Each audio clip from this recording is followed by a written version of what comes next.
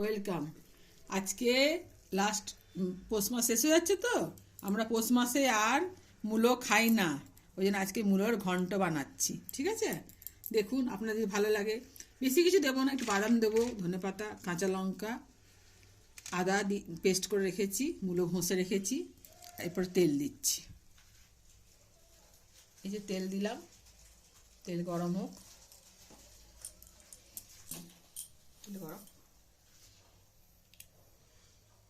গরম হলে ফুটবে না না দিয়ে দিচ্ছি। এরপরে শুকনো লঙ্কা ফোড়ন দিলাম, কালো জিরে দিলাম। তারপরে এবার তেলটাকে একটু নেড়ে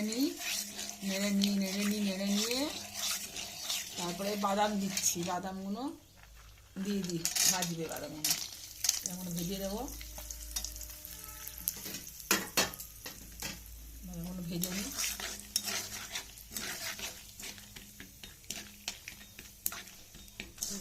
বাদামটা ভাজা হয়ে গেছে, আস্তে আস্তে ভাজা। এরপর মূলোটা দিয়ে দেবো। আমরা এই পৌষ মাস শেষ হওয়ার পর আর মূলো খাই না। আজকে মূলোর ঘন্টটা বানাচ্ছি, কালকে তো আর খেতে পারবো না, তাই জন্য এই মূলোটাকে বাদামের সাথে ভালো করে ভেজে নিচ্ছি।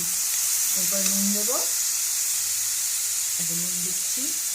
নুন দিলে একটু জলটা বেরিয়ে যাবে, নয়তো জলটা থেকে যায়। নুন দিলে জলটা বেরিয়ে যায়। নুন দিয়ে দিই আগের থেকে। এরপরে একটু হলুদ দেবো, হলুদ দিচ্ছি। একটুখানি লঙ্কার গুঁড়ো দিয়ে দিচ্ছি। মূলত স্বাদ নেই নিজের কোনো, স্বাদ বানাতে হবে। নাড়তে থাকবো।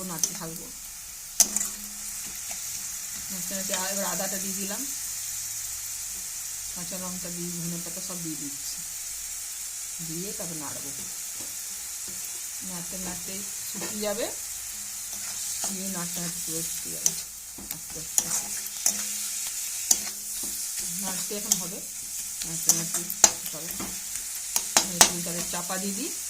চাপা দিলে একটুখানি কমবে জলটা, তারপর আপনারা দেখাচ্ছি। হ্যাঁ, নাড়ছি। একটু জলটা শুকিয়ে গেছে, একটু নাড়ছি। মানে মূলোটা হতে একটা টাইম লাগে, জল শুকাতেই লাগে পুরো। আর খেতে পারবো না বলে তো আজকে ভাবলাম বানিয়ে নিই। কারণ দেখি আপনাদের দেখিয়ে দিই, আপনাদের রেসিপি যদি ভালো লাগে তাহলে আপনারা শেয়ার করবেন। এখন একটু মশলা, জিরে দিয়ে দিলাম, অল্প করে দিলাম, বেশি দরকার হয় না। একটু ধনে দিয়ে দিলাম।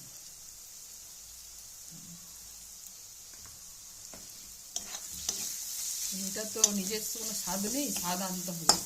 এতে জলও দেওয়া যাবে না, এমনি নেড়েই শুকাতে হবে, তবে খেতে টেস্টটা আসবে। এরকম নেড়েই হবে, নাড়তেই হবে আস্তে আস্তে। মনে হচ্ছে হয়ে এসছে, কালারটা এসে গেছে। তো কালো আসলে বুঝবেন, যে কালারটা আসলে বুঝতে পারবেন যে হ্যাঁ হয়ে এসছে। এখন মনে হয় ঢাকা দিলাম, জলটা তো করে গেল।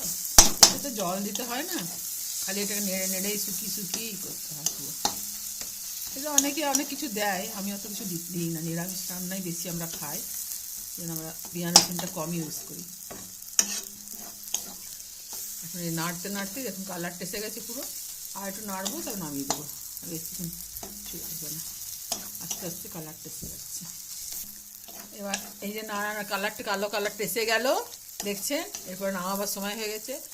গরম ভাত দিতে ভালোই লাগবে। অনেকে আবার রুটি দিয়েও খায়, রুটি দিয়ে খেতেও ভালো লাগবে। মূলো তো ভালো, লোকেরা এমনি স্যালাডে মূলোর কাঁচা মূলোই খায়। এটা তো রান্না হচ্ছে, লোকে তো কাঁচা মূলো স্যালাডই খেয়ে নেয়। এটা তো রান্না মূলোটা ভালোই লাগবে। ভাত দিয়ে খেতে তো বিরাট ভালো লাগবে, গরম গরম ভাতের সাথে খাবেন, বিশাল ভালো লাগবে। এই যে রান্নাটা হয়ে গেল, দেখুন। আপনাদের যদি ভালো লাগে তাহলে বেশি লাইক করবেন, সাবস্ক্রাইব করবেন। আমার তাহলে খুব ভালো লাগবে। আপনারা নিজেরা করেও খেতে পারেন, দেখতে পারেন যে কীরকম হয়েছে রান্নাটা। আমার অনেক ভালো লাগবে যদি আপনারা দেখেন। তো আমি এরকম অনেক রান্নাই আপনারা যদি দেখেন তবে না এগাতে পারবো, তবে আমি অনেক রান্না দিতে পারবো। আপনারা যদি লাইক করেন, সাবস্ক্রাইব করেন।